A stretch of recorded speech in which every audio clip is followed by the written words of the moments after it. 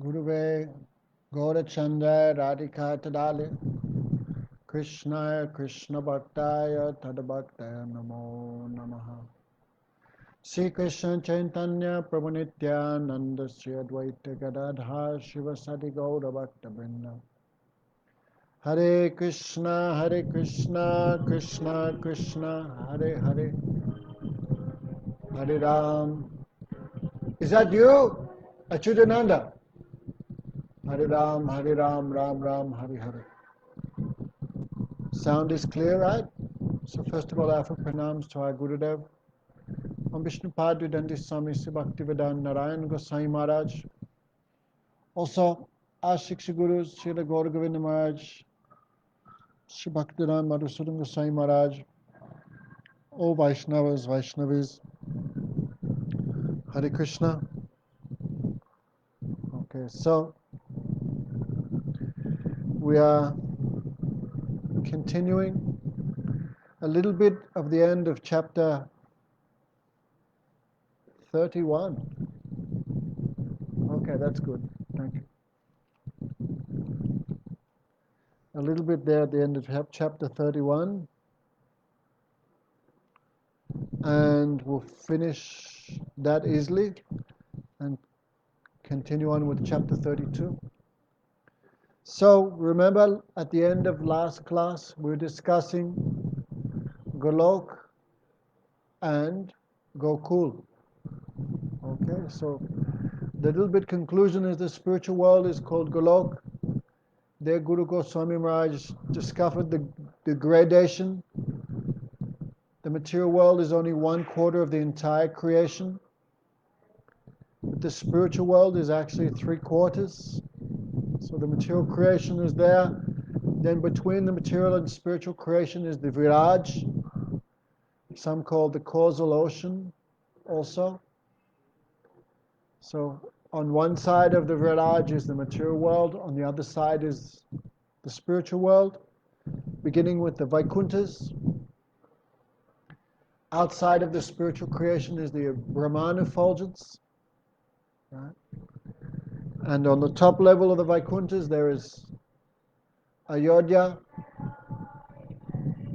then Dwarka, then Golok. Okay? So the inner section of Golok is called Braj. So the spirit, in simple language, the spiritual world is called Golok. And when by Krishna's desire that spiritual world manifests in the material world, then it's called Gokul. So there's no difference between Golok and Gokul. Only Golok is situated in the spiritual world and Gokul is situated in Prapanch. Prapancha means this material world made of 5 elements: earth, water, fire, air, and ether. Okay. So, that's little, just recapping that. Okay. So no one can have darshan of Golok without Krishna's mercy. Okay. This Golok is the excellent transcendental abode beyond material nature. And the varieties there are eternal and full of bliss, full of pastimes. Okay. When the sadhak, the practitioner in this world, is free from all mundane connection with matter, he can have darshan of that. Means he can see Golok here in Gokul. Okay, that is called, he sees the Swarup of the Dharma. Bhaktivinoda Thakur says, Dharmera Swarup Spuribe Nayana Hoibe Radha. When that time comes, when I'll have darshan of Golok, I realize myself as a maidservant of Radhika. Okay. Of course, for the sadhak to have that type of vision, then all senses must be completely purified. Okay. So can all liberated personalities have darshan of Golok? Goswami says, even amongst millions of liberated souls. A bhakta of Bhagavan is very rare.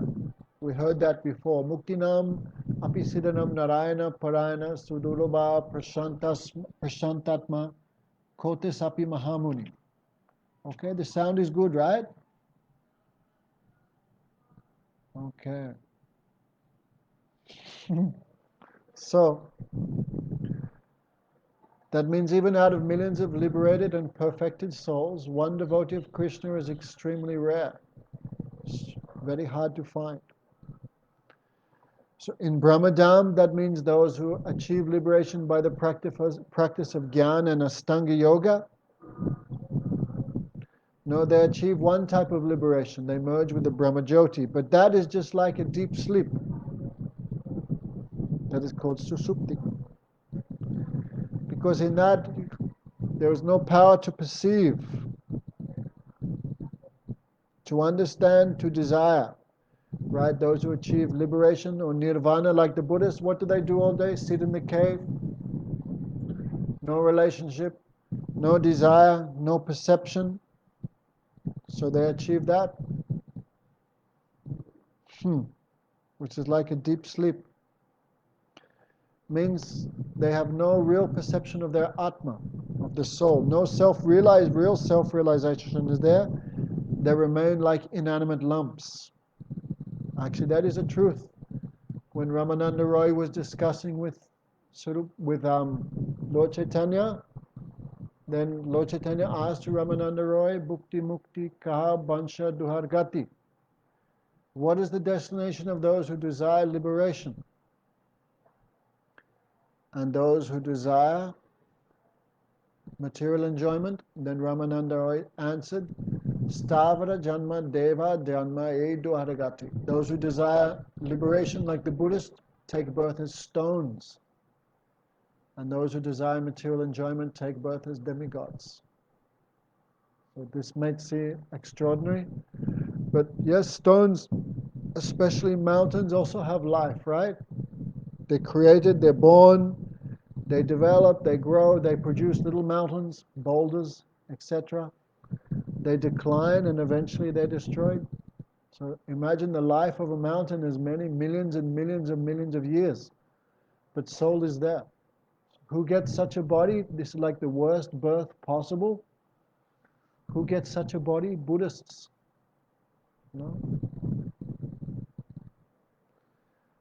Actually, Gautam was explaining one time he was in South Africa, and one South African black man was interviewing him, and he had no foundation of the Vedic knowledge, so Gautam would explain the 5 levels of consciousness. So the bottom level is Achadit Chetana. We heard about this in the previous chapters. Achadit Chetana means when the soul gets completely covered consciousness. Right? And Gautam gave the example of mountains, trees, grass. So the interviewer was astonished how mountains can have soul. Then Gautam explained, yes, the birth is there, growth is there, etc. The 6 changes of the body are there. Before they used to have wings, and they would fly everywhere, crushing people. So Indra cut off the wings of the mountains. The interviewer was very much, what? Mountains had wings? Then Gautam became agitated. Gautam, not agitated, but excited. So he began shouting, yes, you have to believe, the Vedas have stated like this. So anyway, that's the lowest birth, Stavara Janma. Okay, so those who spend their life try to detach, their only goal is to become bereft of any feeling. They reject all perception as illusionary. They reject all relationships as illusionary. They reject all sense perception as illusionary. They desire a state of non-existence. Of course, the soul can never non-exist, but the closest it can get is taking birth as a stone. Okay? So, those who achieve nirvana, mukti, like the Buddhists and the Jnanis, no? They become like inanimate lumps. That is their liberation. No? So, what to speak of them, the Sayuja Muktis, the Nirvana Muktas, even devotees who are absorbed in feelings of awe and reverence, they cannot see Golok. No? Where they go to Vaikuntha. Devotees with a mood of Aishwarya, awe and reverence, render service to an opulent form of the Lord in Vaikuntha according to their respective moods. For example, the devotees of Nrsingadev, they go to the abode of Nrsingadev. The devotees of Matsya, fish incarnation, they go there. The devotees of Narayan, they go to their place. So even such liberated souls like that, they cannot perceive Golok. Even one who engages in Krishna bhajan can only have darshan of Golok if he is fortunate that Krishna gives mercy to him and releases him from Maya's endless bondage. So Vijay says, well, if only this type of liberated souls can see Golok, then why Golok has been described in all the scriptures such as the Brahma Samhita, right, Haribams, and Padma Puran. If Krishna's mercy is only available through Braj Bhajan, what's the point of mentioning Golok? Braj, when he's talking about Braj, he means this Braj. Okay. Right, even Gopakumar, he went to Vaikuntha, right? But he was not satisfied because he wanted Brajabhav. So therefore, Narad Muni said, you have to go back to the earth planet. So from Vaikuntha, he came back to this Bom Brindavan and began doing bhajan there. Right? So this Brajabhav, so much rare. So those, we get a chance to visit Brindavan, then how much fortunate we are. Okay? That Brindavan, even though it looks like an ordinary place, and sometimes we think, because material senses can only perceive material things, we think this Brindavan is dirty. No, the Brijavasis are whatever. No, but these material thoughts we should not let come into our minds. Anyhow, we stay here, we are so much fortunate. Okay, so Goswami says the Braj-rasik Bhaktas whom Krishna elevates to Golok from this world, called Prapanch, they can see Golok perfectly. Okay? Only when you achieve complete liberation and go to spiritual world, that time you can see Golok perfectly. Furthermore, pure devotees in the mood of Vrindavan can also see Golok to a certain extent. The devotees in this world, they can also perceive Golok according to their qualification. There are two types of devotees, the sadhak and the siddha, the practitioner and the perfect devotee. Sadhaks are not qualified to see Golok. Okay? Again, there are two types of perfected devotees, those who achieve Vastu Siddhi and those who achieve Sarup Siddhi. Sarup Siddhi means to realize your Sarup, your form. That is at the stage of Prema, right? We will hear all about this in chapter 40. And those who achieve complete liberation, that means their soul enters Goloka Vrindavan. That is called Vastu Siddhi. So the Siddhas are two types. Before that, there is no darshan of Gokul. Vastu Siddha Bhaktas are brought directly to Goloka by Krishna's mercy, whereas Sarup Siddha Bhaktas can see the Sarup of Golok, but they are still in this world and they are not directly in Golok. So a sadhak cannot see the spiritual world. Okay? Because they are still in this world, they still have some connection with matter. By Krishna's mercy, their eyes of bhakti are in the process of gradually opening. Right? The Sarup also has eyes, nose, tongue, senses. No? So the Sarup also can see. So the eyes of devotion mean the eyes of the Sarup open. Okay. Then you can see something. With these material eyes, what you'll see. By Krishna's mercy, their eyes of devotion are in the process of gradually opening. Thus, there are many grades of eligibility in this group. Some see a little, some see something more, and others see something even more. To the extent that Krishna is merciful to them, they will see Golok. As long as they're in the stage of sadhan, whatever darshan they attain of Gokul is tinged with some Mayak Bhav. Right? Remember also the previous night that Vijay was going to Sundarlachal, and he saw some spruti. What was that? Some spruti of Gokul.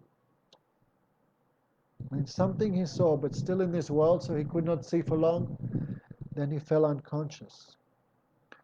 After crossing the stage of sadhana and reaching the level of bhav, their darshan is somewhat pure. And when they arrive at the stage of prema, they can have darshan to the fullest extent. So how are Golok and Braj different from each other? Everything that one sees in Braj is present in Golok. But the various aspects appear somewhat different because of differences in the nishta of the observer. Right? I guess that means I'm thinking those in Vatsalya Ras have one nishta, they perceive everything in one way. Those in Madhura-rasa, they have nishta, they perceive everything in a little different way. Okay, so that is the meaning. In fact, there is no difference between Golok, the spiritual world, and this Vrindavan we see here in this world. They appear differently to different observers depending on their vision. Extremely ignorant persons see everything in Vrindavan as material. That is us, right? We come here, what do we see? No? Not too much. Okay. Good sound. Okay. So when we come to Vrindavan, what do we see? We see plastic bags, we see pigs, dead monkeys. We see that, no? But still we are not completely materialistic, so we perceive something here. Some special mood we can perceive here. But the ordinary materialists, they come here? No. Therefore, Gaugamaj would not like his disciples to come to Vrindavan. He did not like. Separate from Sadhu Sang. No? Because only the sadhu can perceive Vrindavan. So if we come here as conditioned souls, we cannot perceive anything properly. No? Still some benefit is there, but high chance of making offense is there. So we should always be careful. Therefore, staying in Vrindavan means to stay with the devotees who can perceive it properly. Like example, one time, Gurudev was in Navadvip. Then Gurudev was saying, when we're in Navadvip, we remember Vrindavan more than when we stay in Vrindavan directly. Because Navadvip is so merciful. Then he was explaining, but who can perceive properly this Navadvip? Then there was a coconut tree there. And Gurudev said, for example, this, what you are perceiving, what is this? Then I said, a coconut tree. Gurudev said, no, this is a kadamba tree. I remember so much astonishing what we are seeing and what is the reality. Therefore, always, even if we live in Vrindavan, the best is to be in association, and the Dharma is revealed through the Harikatha of such liberated personalities. Okay, there's no difference between Golok and Vrindavan. Difference is according to vision. Extremely ignorant people perceive everything here in Braj as material. The vision of a person in Rajagun is somewhat more auspicious, and those in Sattvagun can have some even more vision. No? All they can see, Suddha Sattva, the spiritual position of the Dharma according to their eligibility. And everyone has a different eligibility. Okay, so Vijay said, I have some realization because already he has seen something. No? Can you give some example? A material object cannot serve as a complete example, but sometimes it can help us. Right? This is called, I think it's Adasakanyaya. Where's the moon? The moon is in between the branches of a tree. You say, look, the moon is there in the branches of a tree. But actually the moon is millions of miles away from the tree. But to give us some direction, this type of material logic, material example, that is called Adasakanyaya. Now, for example, how is Krishna? Oh, Krishna is like a monsoon cloud. Really Krishna's complexion is like a monsoon cloud? No, millions of times more attractive. But to give us some foothold, some steps, some understanding, scripture, this type of example is there. Okay, so can you give us some example we can understand how Golok and this Gokul is non-different? Gopal Guru Goswami said, to give an example is also very problematic. Why Scripture forbids to reveal one's private, confidential realizations to others? Right? We already heard Brajanath had seen something on his way to Sundaralachal. Then he thought, I will tell Gurudev. Then he thought, no. Scripture says, no, don't do. Okay? So someone who says, I saw Krishna, you know that person is lying. No, that is not true. I saw Krishna in a dream. How possible? Even that thing is impossible. You cannot say, I saw Krishna in a dream even. No, these are all cheaters who say like this. Okay, when you have some confidential realization, by Krishna's mercy, you should always keep it hidden. I will explain this subject to you as far as the previous acharyas have revealed it. Like, for example, Gurudev, when he would just explain like Krishna's pastimes with Radha Krishna, just in a very general way, what is there in scripture, Gurudev would explain that. He would never explain more than that. No? So as the previous acharyas have described, I will explain, and by Krishna's mercy you will understand the rest later. Perception in Golok is purely spiritual, right? In the spiritual world there is no maya there is no illusion. There is not the slightest tinge of material perception. To nourish Ras there in the spiritual world, the Chit Shakti has manifested varieties of moods in many places. And amongst them there is one spiritual conception known as Abhiman. For example, Krishna has no beginning and no birth in Golok. In the spiritual world there's no birth pastimes of baby Krishna, because Krishna is eternally present there as a 16-year-old youth. No? Even in Goloka Vrindavan there's no baby form of Krishna or childhood form of Krishna. Right? In the spiritual world, Krishna is eternally 15 years, 8 months, and 2 weeks old. So there's no birth of Krishna in Golok in the spiritual world. But to assist the pastimes, everyone there has a feeling, an abhiman, Krishna was born. Okay? So if Krishna was never born in the spiritual world, how can someone feel I am the mother and father of Krishna, for example? Right? So the Chit Shakti manifests these moods in the hearts of the devotees. This is called Abhiman. Right? So, to assist the Leela, Vatsalya Rasa is personified there by the conception, Abhiman, of the spiritual existence of fatherhood and motherhood in the form of Nanda Yasoda. Okay, it's quite clear. Again, wonderful varieties of Shrighara, such as separation and meeting, exist in Abhiman form. Right, in the spiritual world, Krishna never goes to Dwarka. But somehow that feeling is there, for example. Okay, so in the same way, although the actual situation in Parakiya is Sudha Swakiya, the self-conceptions of Paramo and Paramo Lava are eternally present in Braj. Right? Actually, in philosophy, everyone is married to Krishna. Everyone is the property of Krishna. But the Chit Shakti works astonishingly that, for example, the gopis feel, I am married to this man, right?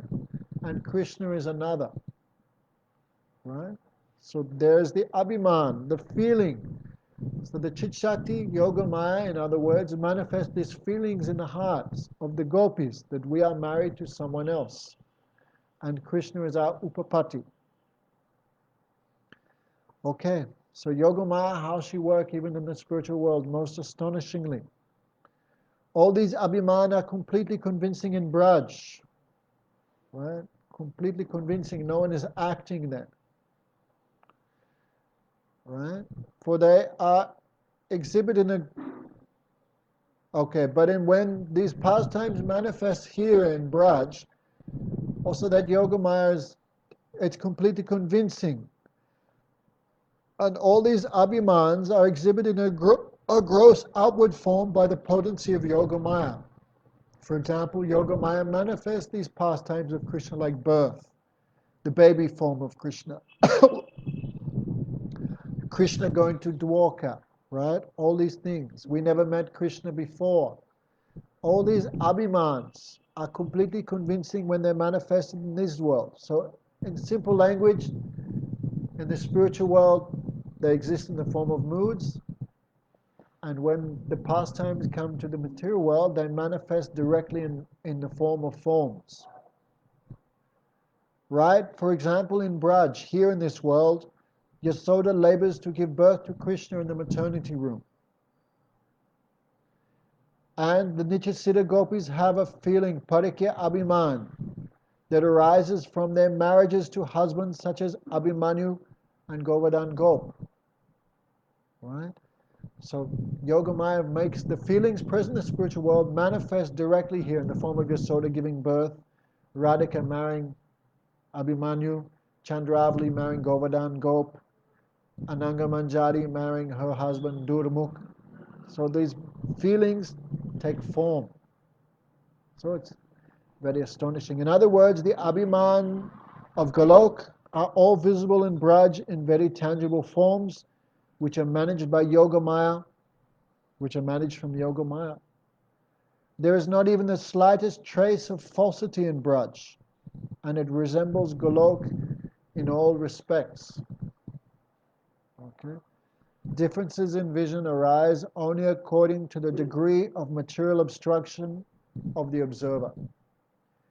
Like when a faithless person comes here to Vrindavan, what they see, oh, very dirty, very horrible place, they run away, no? Because not even a little bit of shayat, little bit of faith. But when the devotees come here with a little bit of faith, they can perceive something. No? We are low-class persons, but still, one feeling is here when we come to Vrindavan. Okay? So according to and of course those who are doing sadhan bhajan many years, they have another perception. They see something else. Those who are reached the stage of bhav bhakti, they perceive something else. Those who reach the stage of sadhan siddha, they see something else. Those who reach vastu siddhi, they see something else. Okay. According to material obstruction, people perceive. Okay. How wonderful topics. Then should one meditate on the appropriate aspects of Astakali Lila by intelligence, by proper deliberation? No, it is not like that. Wow, this is a very deep thing. One who is darshan of Braj Lila should remember Astakali Lila according to his realization. By Krishna's mercy, the Lila itself manifests in the sadhak's heart through the power of his bhajan. It is not necessary to try to improve the bhavs of the Leela by one's own endeavors. This is a very deep thing, and in chapter 40 it's fully explained. Many people think, I will remember the Astakali Leela. No. But the problem is, the Astakali Leela is not manifested by the power of your brain, it's manifested by the power of your bhajan. Right? So there's not, and the stage when one enters into the service of the Astakali Leela, there is no need of the intelligence at all. I am doing this, now I'm pouring water on Radharani's head, no, there's no need of that at all. No? That's why, in the 40th chapter, Astakali Lila Bhajan is performed when the devotee is on such a high platform. And his Lila, the Lila that he's serving in is manifested by the power of his bhajan, by Krishna's grace. Okay, so those who are covered by anatas and think I'm meditating on Krishna's Astakali Lila, this is one type of pretension, one type of cheating. Okay, so don't cheat yourself and others. So Vijay said, Yadishi Bhavana, Yasya Siddhi Bhavati Tadishi, according to logic, The perfection that one attains corresponds exactly to the type of meditation performed or the type of sadhana. Right? Means if one has become free from anatta and all anattas and reached the stage of anatta nivritti nishta, at the stage of ruchi he can have some perception of his eternal mood.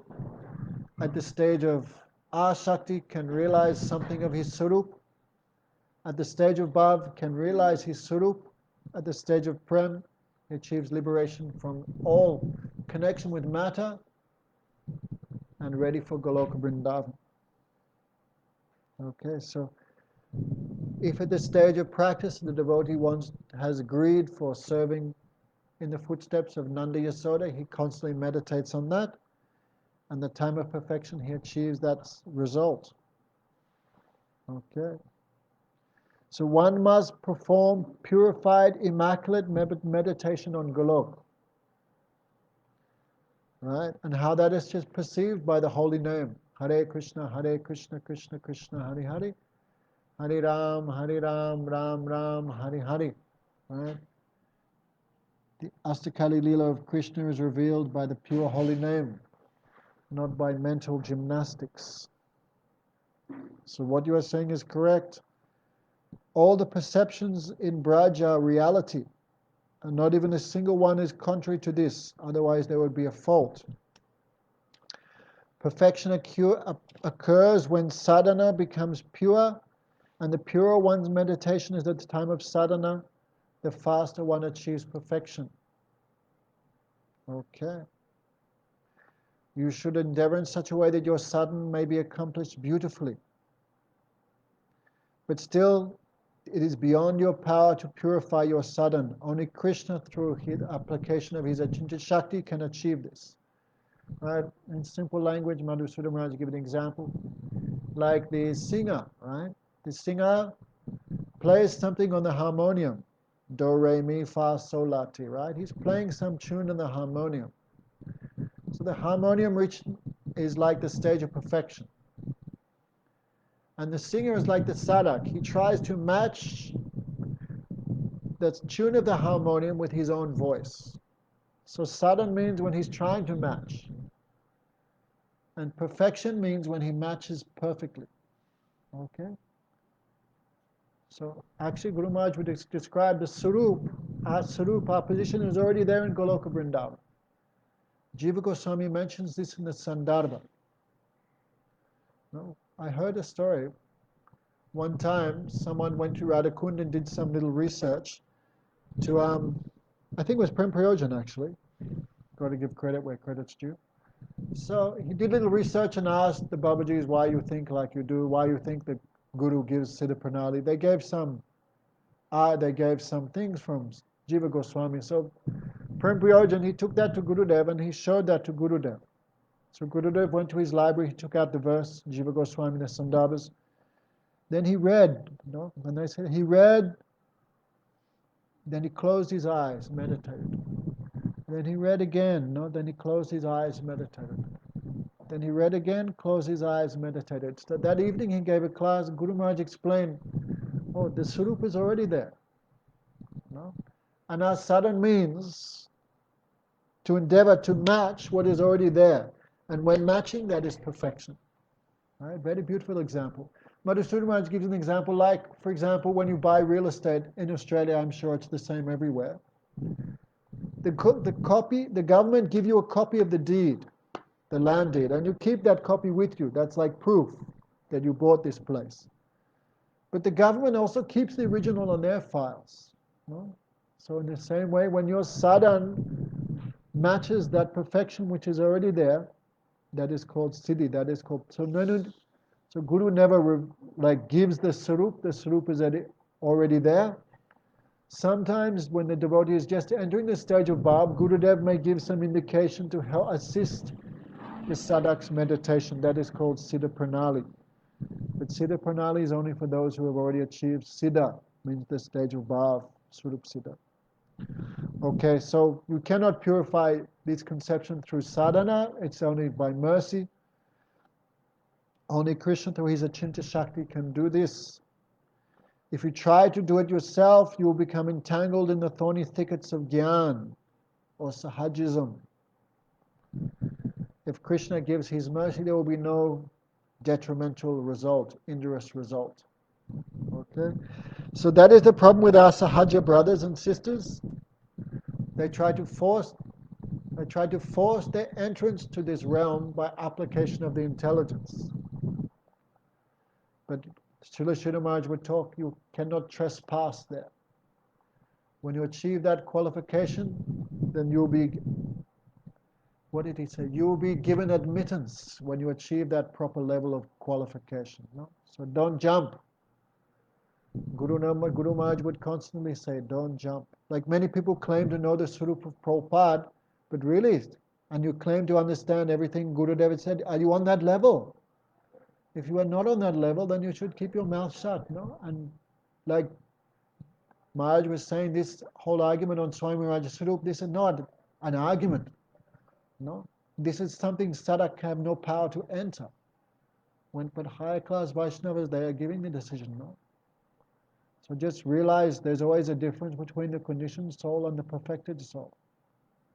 Okay, always remember that difference and you'll be protected. You'll save yourself from Vaishnava aparad. Be careful. You cannot jump there.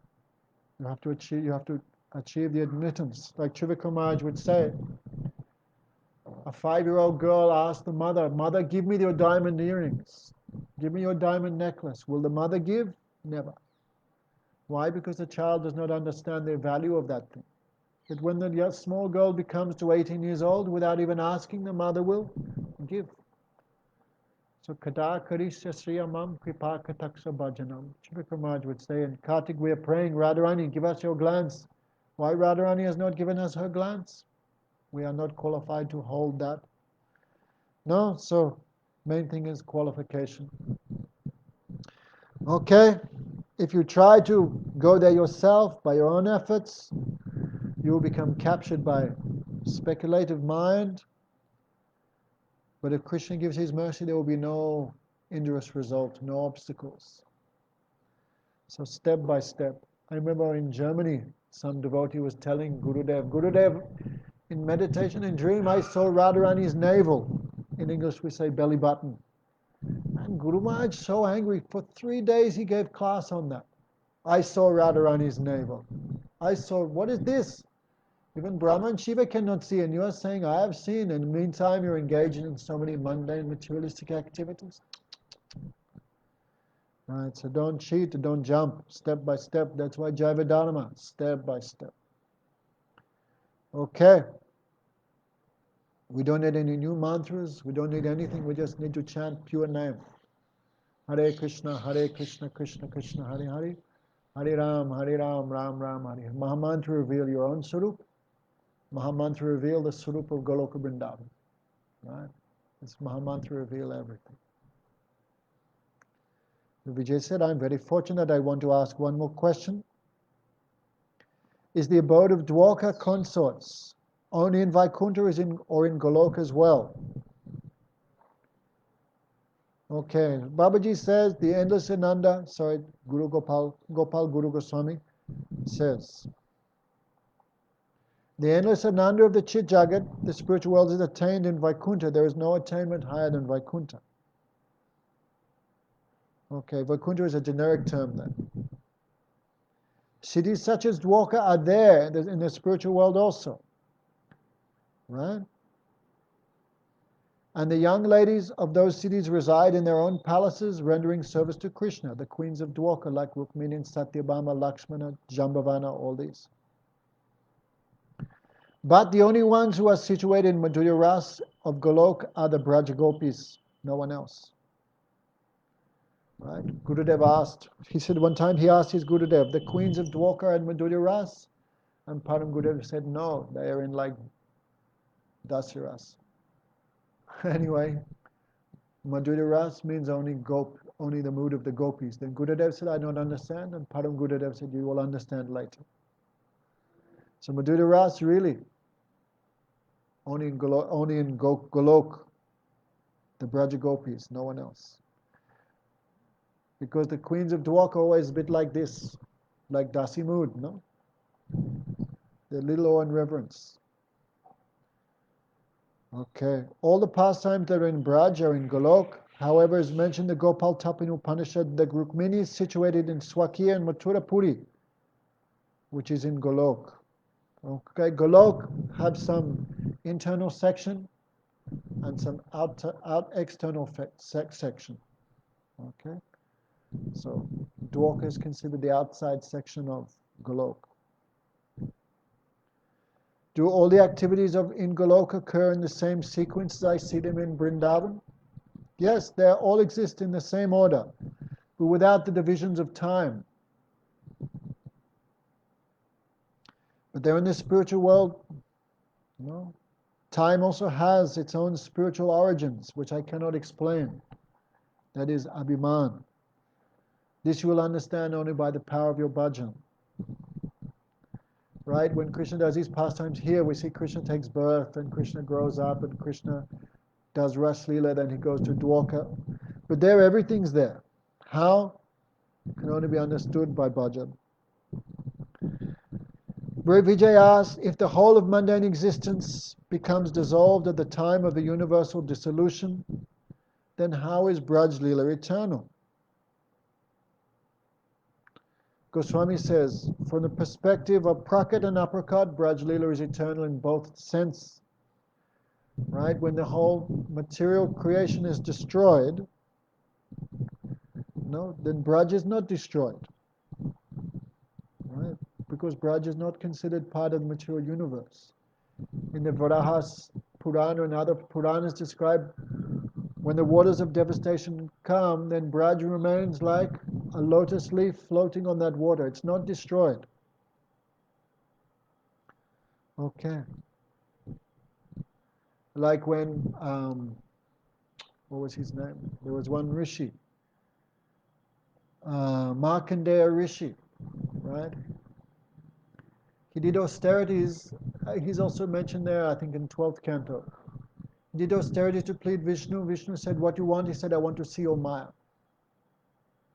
So, Markandeya, Lord Vishnu, breathed him into his stomach.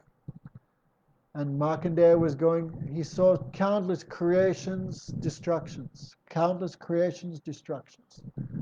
So for millions of years he was floating in the water of universal destruction. And he saw one island with a banyan tree. What was that? That was Navadvip. Especially the island there is Godrum.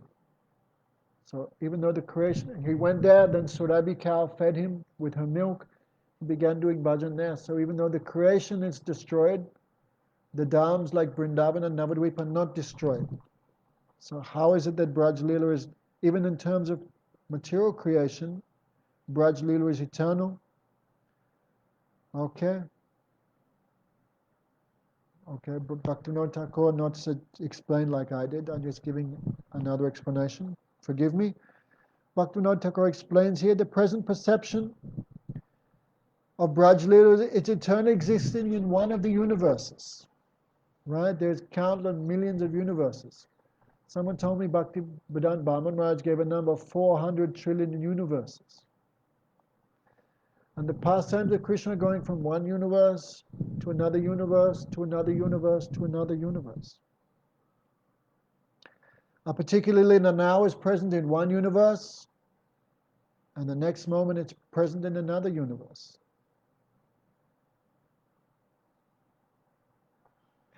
Thus, the particular Leela is uppercut in the first Brahmanda, then is present in the next Brahmanda as prakat. In this way, all types of Leela are eternal, both manifest and unmanifest. Okay. If Prakat Leela means when the pastimes are manifest in this world. If Prakat Leela occurs in all the universes, does Braj Dham exist in each universe? Is there a Vrindavan in each universe? Yes. But doesn't mean there's a Damodar Maharaj in each universe. No. But there's a Vrindavan, there's a Braj in each universe. Right? Our universe is very small because our Brahma, who creates this universe, only has 4 heads. But when Brahma went to Dwarka to see Krishna, he saw some Brahmas with 100 heads, 1,000 heads, 10,000 heads, 1,000,000 heads, 10 million headed Brahma. So if our Brahma only has 4 heads, then this universe is quite small compared to the universe where Brahma has 10 million heads. But each universe there's a Vrindavan. Each universe there's a Navadvip. Right? Because the souls of each universe should have some chance to contact the pastimes of Krishna. Right? How Krishna is astonishing. Yes, so Golok is self-manifesting phenomenon which is present in every universe as the abode of Krishna Lila. So every universe is an earth planet. Golok also manifests in the heart of the pure devotees.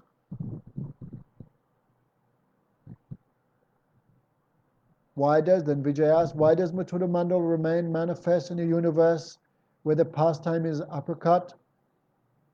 Like now, right? Krishna appeared 5,000 years ago. So his Leela is not going on now. The Leela is uppercut. So why does Mathura Mandal remain when the pastimes are not here? Goswami says the uppercut Leela is eternally present in Madam. Right? The pastimes of Krishna are still going on here. But only those persons who have proper vision can see. So it remains here to bestow mercy upon the devotees who come to live in Vrindavan. Wow. Bhaktivinoda Thakur, such a vision. The day's discussion drew to a close. Returning to his residence, Vijay Kumar repeatedly meditated upon his service in the Astakaliya Leela. Okay. So, let's little bit enter into chapter 32. So that night, Brajanath returned. He fell asleep. Brajanath, had come home. He fell asleep, but Vijay could not sleep. Vijay took prasad. He lay on his bed, but he could not sleep. He was absorbed in thought. At first he had thought Golok and Gokul, the spiritual world and the spiritual world and this Braj, he thought was two different places. However, he concluded that Golok and Gokul are non-different. The root of Parakiya-rasa is in Golok, right? Actually, that's another thing. The Babajis believe that actually they say directly, this world is only Parakiya, but the spiritual world is Swakiya. They say like that. No? Actually, years ago, Guru Maharaj said, I remember hearing, the Babajis think Parakiya is only this world. But in the spiritual world, there's no Parakiya, there is only Swakiya. Actually, here in Sevakunj, here in this area is one Babaji. What's his name? Prem Das.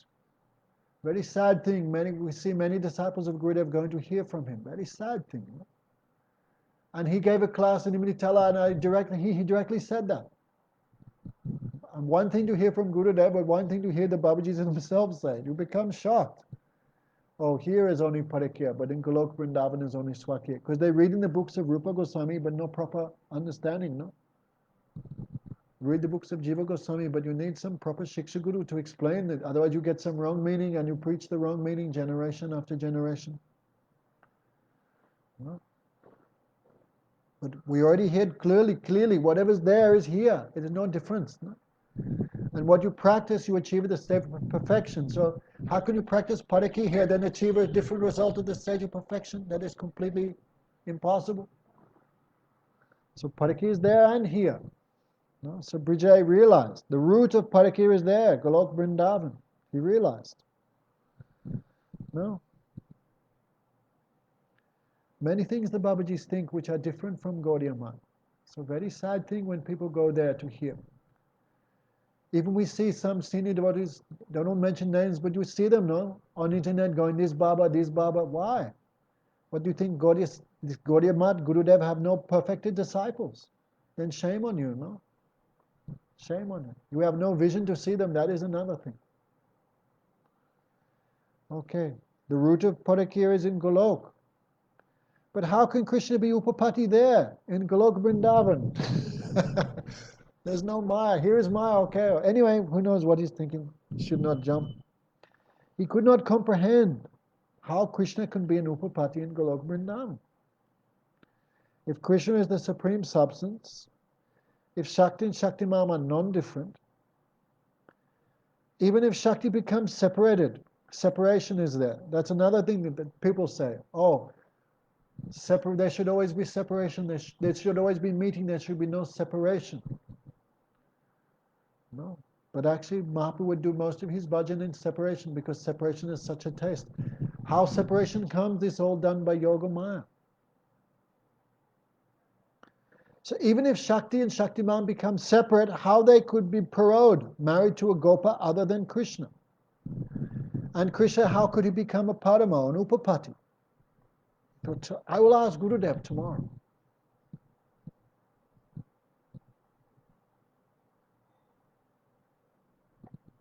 He said, even though it would be improper to ask Gurudev anything further about Golok, still it must be cleared. So thinking this way, he fell asleep. In that dream, he came before Gurudev, no? Some people were preaching, like Madhura Maharaj gave an hour-and-a-half class, how Krishna Balaram are an illusion because they based their Siddhanta on a dream that Madhusudan Maharaj had. And he tried to give many examples. Dream is illusion, don't believe in dreams. But actually we see, many times Guru Parampara gives some Siddhanta through dream. Like here, here Vijay had some question, some doubt, and Gurudev answered in a dream. You cannot say that Vijay is an illusion and that Siddhanta that he got in the dream is false.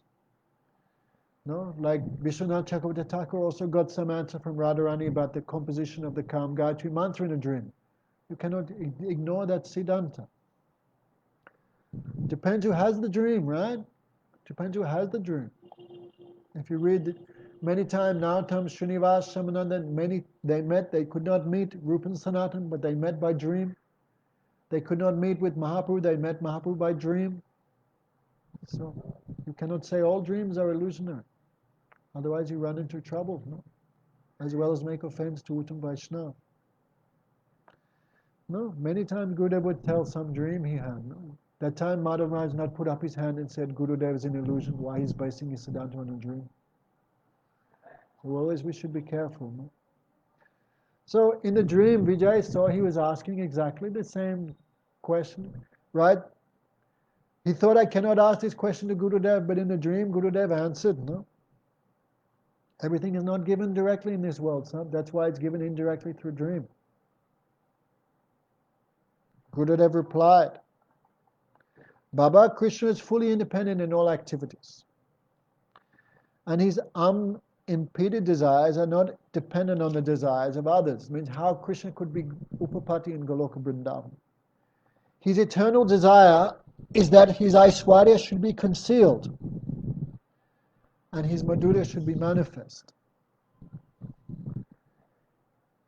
No? Actually, he assigns his Shakti to a separate existence from himself, right? Radha, Krishna eternally have two forms, even though they're one Atma and non-different. So if that's possible, anything's possible, right? Consequently, his Parashakti Radhika assumes the form of millions of attractive young gopis, all endeavoring to render him various services. Sri Krishna is not fully satisfied by his Shakti's service, while it is influenced by knowledge of his opulence. Therefore, by the wonderful influence of his Yogamaya Shakti, he provides those beautiful gopis with the self-conception, the abhiman, that they belong to separate households. They are married to separate husbands.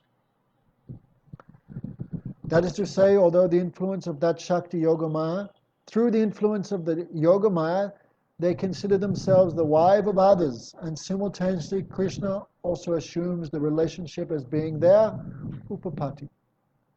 So here is clear conception. Whatever you find here in Krishna's pastimes in Gokul, the same thing is there. There's no difference between here and there. So in this world, Yogamaya make the gopis think we're married to someone and Krishna is a upapati, but that feeling is also present there in Goloka Vrindavan. So out of greed for Parakiya-rasa, Krishna transcends his Atmaram Dharma, Krishna's own nature of being self-satisfied, and performs varieties of wonderful leelas such as Ras Leela with those young gopis who implicitly believe that they are married to others. Vamsi is his friend in accomplishing this activity. How Krishna attracts the gopis from the sides of their husbands? By his flute. In order that Krishna taste these special features, the eternal Parakiya Bhav is established in Golok. For this reason, all the pastime forests of Golok and the sites of Krishna's loving play, such as Vrindavan and Govardhan, Rastali, etc., remain eternally present there and here. All the Leela Stalis in Braj, such as Rastali, Yamuna and Giri Govardhan, are all in Golok. And in the same way, the moods of being married and of being faithful to one's husband are also there. Sudha Swakiyatva, the pure conjugal mood, reigns splendidly in Vaikuntha with Lakshmi and the queens of Dwarka. So pure Swaki is there. We already said there are 64 types of Nayaks embodied in the form of Krishna. Here's the explanation. The pure conjugal mood reigns splendidly in Vaikuntha. The qualities Swakiya and Parakiya are thus considered to be inconceivably different and non-different. Lord Ram also tastes Swakiya. Krishna also tastes Swakiya, but in Dwarka. But in Braj he tastes Sudha Parakiya, pure Parakiya Bhav. Krishna's Rasik Shekhar, no, he tastes everything. Just see this subject is so astounding. In Golok, Parakiya Bhav is present only as a mood. In Braj, it appears to be like a fair with another man's wife, but there is actually no adultery because the gopis are Krishna's own energy, own Shakti. Krishna is eternally with them from the beginning of time. Therefore, their fundamental quality as being perfect faithfulness to one's husband and the quality of being married, these all are harmonized by Yogamaya. The gopis, the husband of these gopis, such as Abhimanyu, are special avatars of their respective conceptions in Golok. Right? In Golok it's a mood. When the pastimes are performed in this world, that mood takes a form. They become husbands to nourish Krishna and to make him the leader of pastimes in the mood of Upapati. In Golok, which is far beyond the material world, Rasa is nourished only by the same conception. Within the material universe in Gokul, all the conceptions manifest their individual existence and assume bodies by Yogamaya's influence in order to create the experience of being married and to transgress the codes of marital conduct. This is all accomplished by the actions of Yogamaya. When Vijay heard Swakiya and Parakiya explained in his dream, his doubts were removed. Golok, beyond the material world, is factually the self-same earthly Vrindavan. Right? Golok and this earthly Vrindavan is same. His conviction in his fact became steadfast. And the supremely blissful identity of Braj-ras awoke in his heart. At the same time, he felt an awakening of implicit faith and the Nitya Astakaliya Lila of Braj. Rising early the next morning, he thought, Gurudev has shown me unlimited mercy. Now will I hear from him about the components of Ras and attain Nishtha in Bhajan. Wow. Okay. So we will hear. Right. Now more. Parakiya-nayikas. We'll hear more about Krishna right? Krishna's assistants, and all these things we will hear. Then we will also hear about the gopis, different moods of the different gopis, and the gopis' assistants. These are all ingredients of ras, right? So chapter 32, well, I'm sure we'll finish that day after tomorrow. So homework, everyone again read chapter 31, and I recommend everyone read chapter 32 before we give class. Then mind can be somewhat prepared for the subject matter. Okay, soon will be Purushottam month. I'm not too sure what will happen. No one really knows what will happen.